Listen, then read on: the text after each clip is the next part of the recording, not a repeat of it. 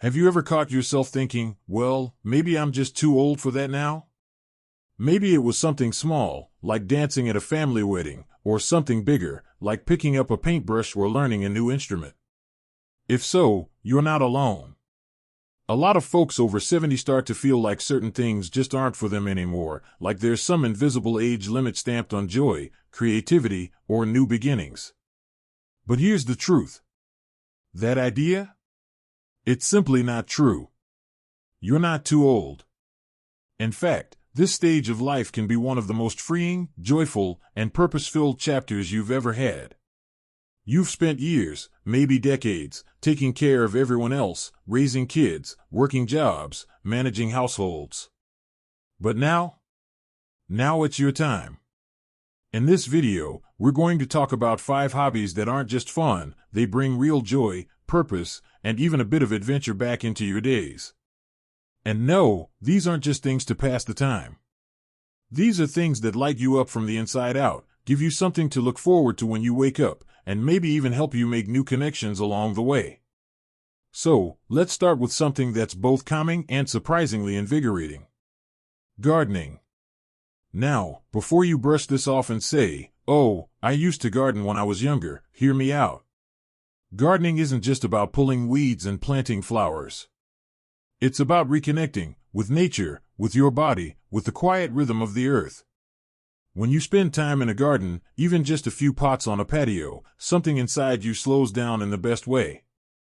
You start to notice little things again, the smell of soil after rain, the way the sun hits the leaves, how satisfying it is to see something you planted start to grow. And don't worry if you don't have a big backyard. Many people are turning to container gardening or even windowsill herbs.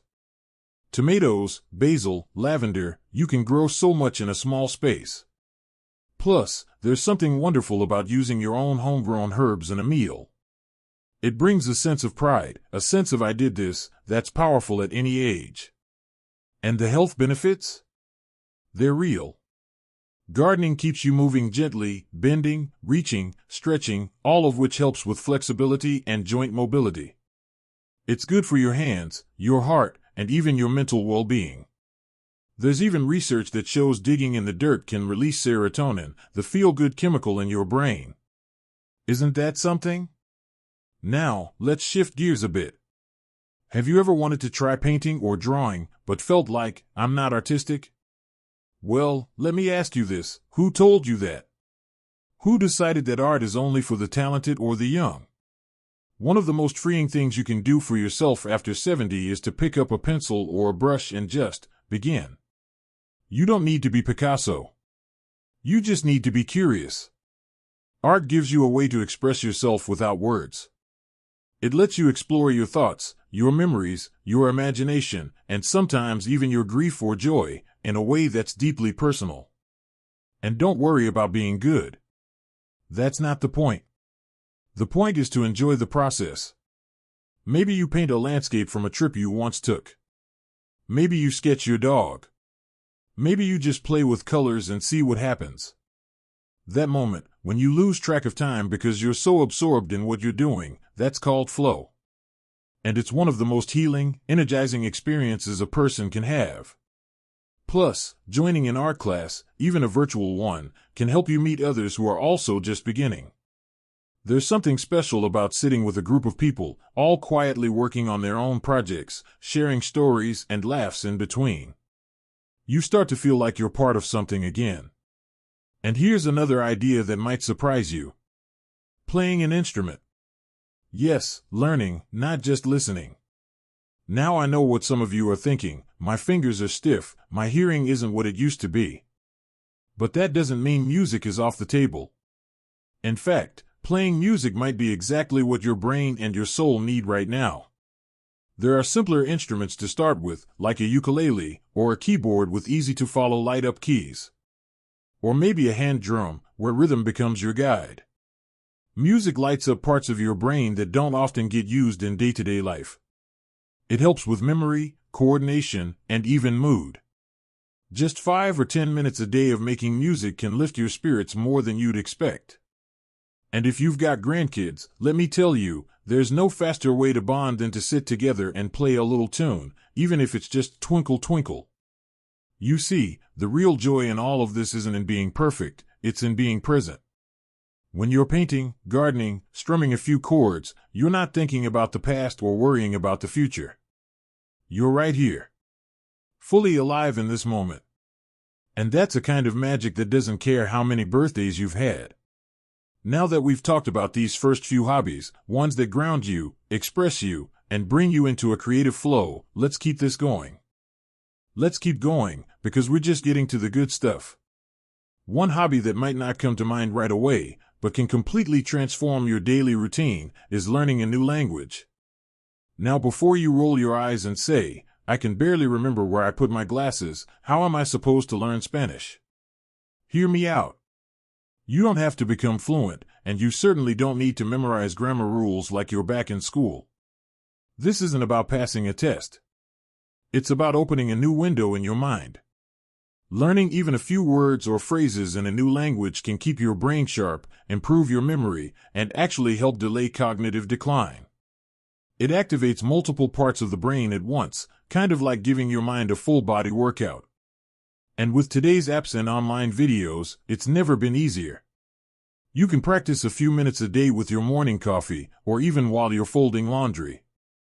No pressure, just fun. And imagine this, you're watching an old French film and suddenly you recognize a word. Or you're traveling, even just to a nearby international restaurant, and you're able to greet someone in their native language. The smile that brings? That little burst of pride? That's the joy of it. And here's the secret, when you learn with no pressure, just for fun, your brain soaks it up more easily than you think. Even better?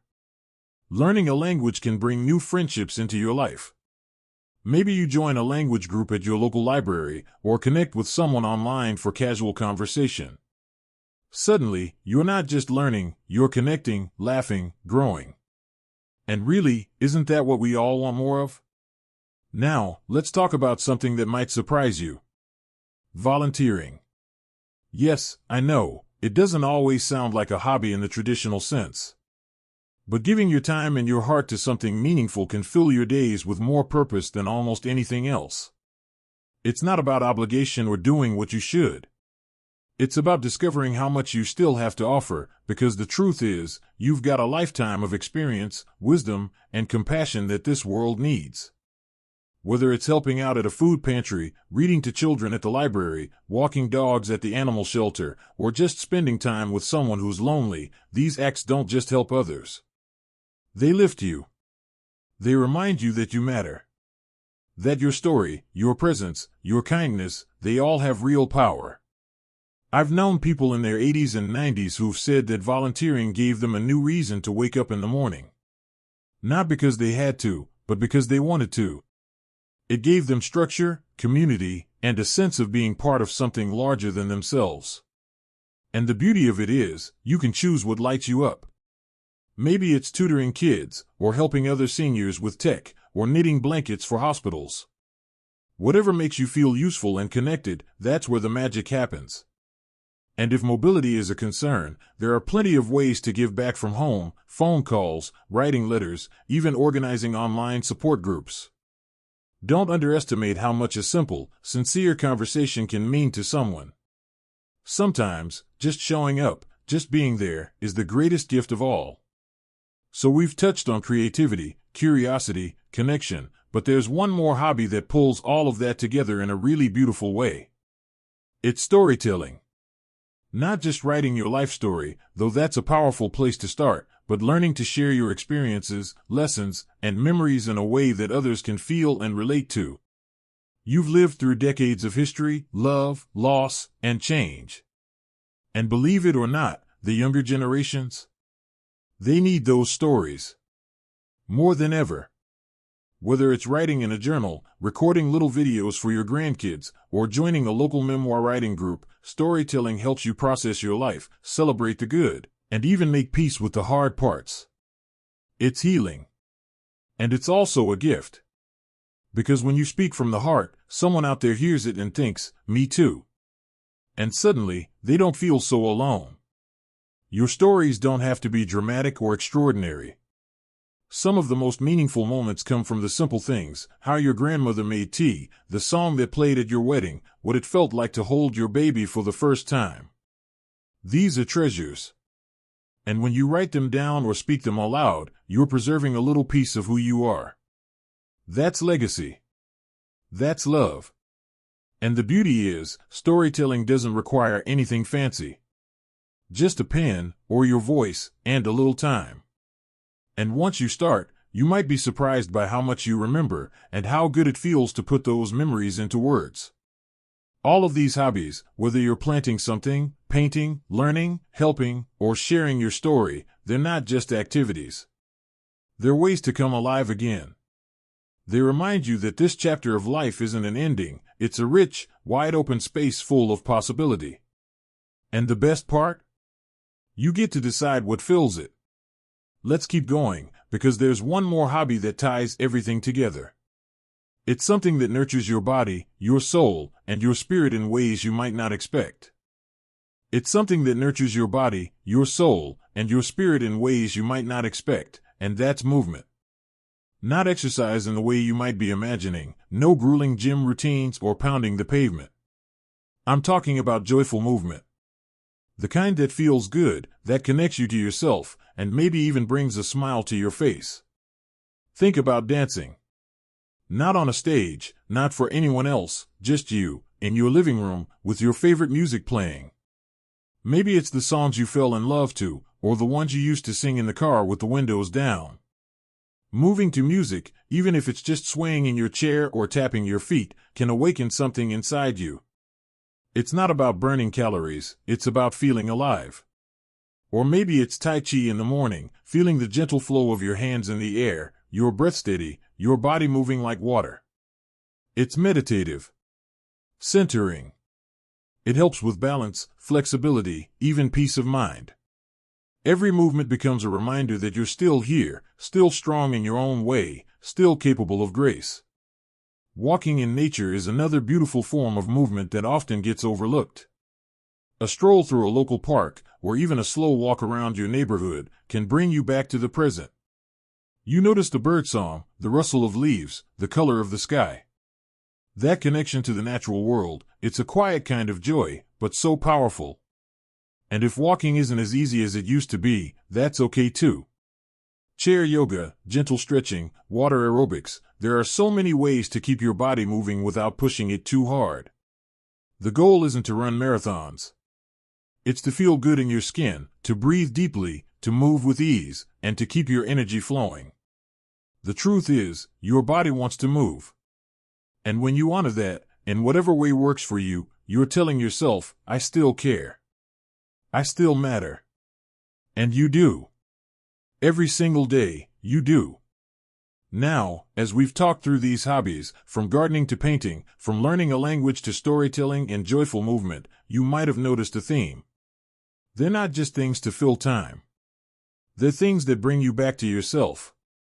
To that spark inside you that might have gone quiet over the years, but has never, ever gone out. It doesn't matter if you're 70, 80, or 95. You are not too old to start something new. You are not too old to feel passion, excitement, curiosity, or connection. These aren't things reserved for the young. They are human things. And you are still wonderfully, deeply human. Maybe no one ever told you that before. Maybe somewhere along the way, you started believing your best days were behind you. But I promise you this, there is no expiration date on joy. There is no cutoff age for meaning, for wonder, for that feeling of, wow, I'm really enjoying this. And you don't need to do all 5 hobbies. You don't even need to be good at any of them. Start with one. One little thing that speaks to you. One seed planted, one brushstroke, one sentence, one step, one new word. Let that be enough. And if it makes you smile, do it again tomorrow. Because what you choose to do with your time now, it matters. It shapes how you feel, how you live, how you connect. And the beautiful part? You get to write this chapter. Not society, not age, not anyone else's expectations. You. So take that dance class. Write that story. Plant that flower. Try that language. Share your voice. Not just for the world, but for you. Because you deserve joy. You deserve a sense of purpose. And you are never, ever too old for either one. Now, before you go, I'd love to hear from you. Is there a hobby you've recently picked up, or one you've always wanted to try but haven't just yet? Leave a comment below. I read them, and I love hearing your stories. You might even inspire someone else who's watching right now. And if this video spoke to you, go ahead and click that like button. It helps more people find this message. And don't forget to subscribe for more videos just like this. We talk about real life things here. Things that matter. Because you matter. Here's to living your best life, one beautiful, intentional, joy-filled day at a time. No matter your age. No matter what's behind you. There's still so much ahead.